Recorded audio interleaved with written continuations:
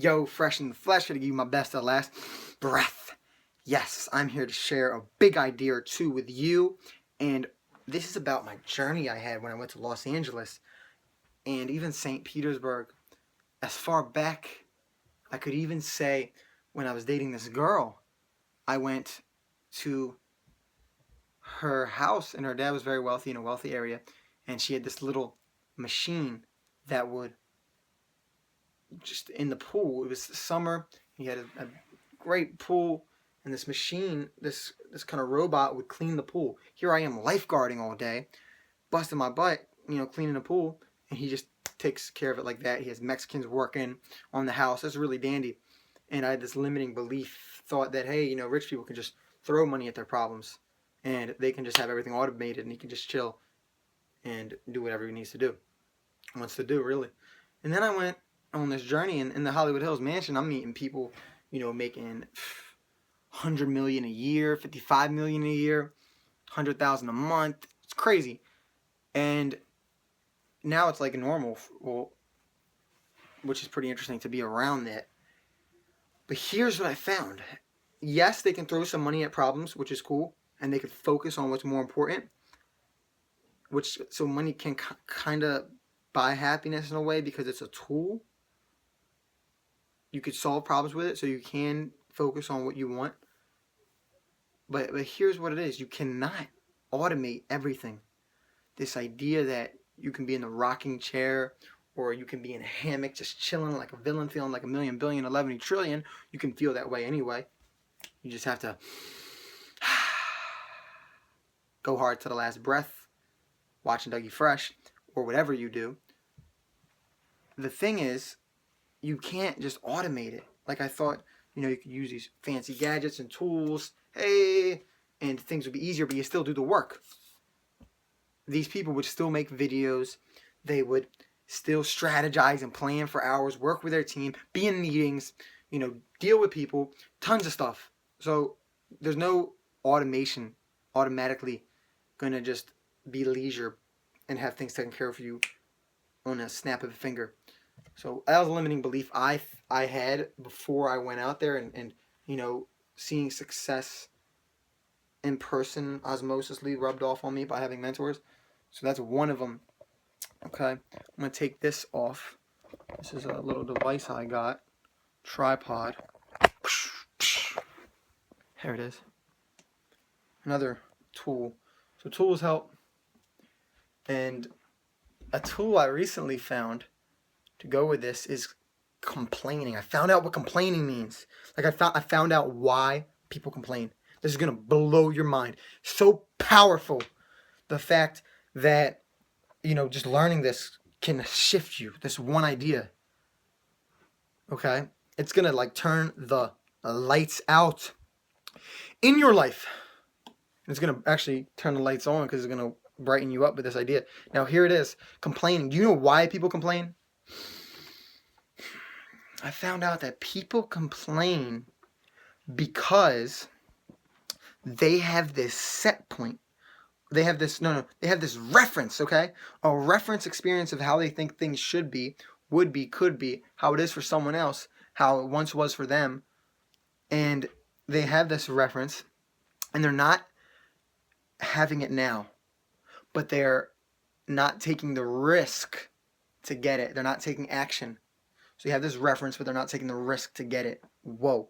I'm going to say it again because it's so powerful. They have this reference in their mind of what, maybe they have experienced it before, but it's not that way right now, and it should be that way. So they complain, and they speak it, and they're not doing anything about it. So, interesting. That sounds like an opportunity knocking. A ring ring, something calling, saying, hey, this is an opportunity to grow. So whenever I catch myself complaining, I like to think that what's the standard it should be at, and how can we make it that way? In fact, I was listening to and reading the book Millionaire Fastlane, and anytime you complain, this is something I heard a week ago. This sucks. What sucks? Fix it. Or this shouldn't be this way. This is awful. What's awful? Fix it. And then you can become a millionaire that way by tweaking an idea that is, or creating something you want to see. It's neither here nor there, but that alone could really serve you. because there could be something pissing you off, and you could look at that as an opportunity to create something. Okay? And what I'm talking about here is just take action on what you're complaining about and solve it. Things can change. Now I'm going to go even deeper and expand on this. Coming back home after being exposed to such great people, and that's why I really recommend people, challenge themselves, because I now have a new standard, a new reference of what's possible, of what's acceptable, and what's not acceptable. A standard, really, of what I want, of what should be, what I want to happen. So seeing these really, wealthy people have cooks cook their food. I just gotta cook $150 and a week. Pay them. Brings me over 5 smoothies, 5 bars, 5 meals, 5 sides. Organic, delicious, love it. So much food is really nice, really, really nice. Recommend that for you. Now here's what I found. I feel a lot better, and I'm I was complaining like, man, I'm gonna eat what I want to eat, like I was doing out there, and I solved it. So you do the same. You solve it. The thing is, with that reference that I had, it's so helpful because it's making me want to work and to live that again. It's making me stretch and grow. So for you, how can you expand those references? Do you have to go to another country and see the poor to give you this contrast and balance so you could have more happiness? Maybe. Do you have to work so hard where now you find out, wow, when I work that hard, I get a great result, an unbelievable result, so I'm going to work that hard again. Then it's like, oh, when I give that much, all this great stuff comes back to me. I got to give that much again for this great stuff to come back around to me. This karmic effect. So that is like huge. So I challenge you to stretch yourself and grow. Strengthen, sharpen, stretch. Strengthen, sharpen, stretch. And then you'll have a new equilibrium. Your set point will be raised by that new reference. And catch yourself complaining. Catch yourself complaining. See that. Then you can create a change through that little challenge. You can do it. Cultivate that in your life today. Whether it's wrestling and you're winning a match, you're Rocky climbing the steps, you're Michael Jordan on the court, you're going to win. Wherever field it may be, in whatever. If you just take that action, which reminds me with wrestling. And so one last thing, I was wrestling, and before I went out on the mat, I'm talking about high school wrestling, before I went out on the mat, my heart rate would increase drastically. I'd be scared. I'd be honest, I was scared. I was nervous. Some matches, I looked up the wrestler's record, and I heard he was really good, or he looks bigger than me. And I'd think of people in the crowd. Maybe that girl is gonna think I'm looking silly in this outfit, or she's gonna see me get pinned. My brother's here, who doesn't come very often, might see me lose. The team needs me to win.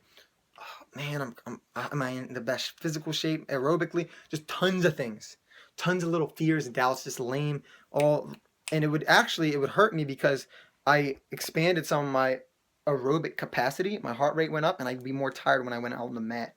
So that's a little phenomenon, physiology. So, but here's what I found though. Okay, this is fascinating. What I found was when I got on the mat, boom, and I shook his hand to wrestle. All those thoughts,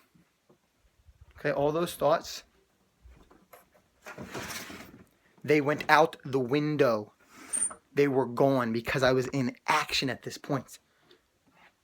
It was just me and him on the mat. Like what they say with basketball players, when you're on the court, okay, when Michael Jordan would step on the court and, or LeBron James, he's laughing with his friends. It's all great, but it's all business, and that's when you have the most fun, is when you're out there. That's when all the fears kind of go away, and and here's why, because someone's batting on your head. Someone's pushing you, pulling you. Someone's, twisting you, turning you, picking you up. You're pulled to the present moment. So pull yourself to the present moment by taking action. That will eliminate and delineate these distractions. Okay, so take actions. Take the action. It's going to really pull you to the present moment. You know, when you have that challenge, step on. And by doing these things, the fear can go away by just action alone. And then you'll get that satisfaction. And action fits right into the word satisfaction. Do that complaining. When you complain, remember, I'm comparing this to something, this compare the CCC. You got to see that when you're complaining, there's opportunity in it, and that's a good thing, so you can even appreciate it, but also make it even more challenging. So stretch your reference point higher, so you're out of the picture, and now it's just nothing there. And now you have to rise up to it because it's gone. So now, to me to get back in here, I got to step on this. I have to step on the bed to even rise up to that again. So I have to cultivate a new skill. And you have those two things, great. And know that, technology is not going to just do it for you. You have to do it. You got to do it. So if this don't motivate you to take action, then I'm turning out the lights on you again, my friend. Wake up. Let's do it. I'm doing it. You can do it. If I'm doing it, then you can do it. Whew. Love it. Stay fresh. Stay blessed. Stay putting the right people around you. Stay strong. Stay smart. Stay giving everything inside your heart. Peace.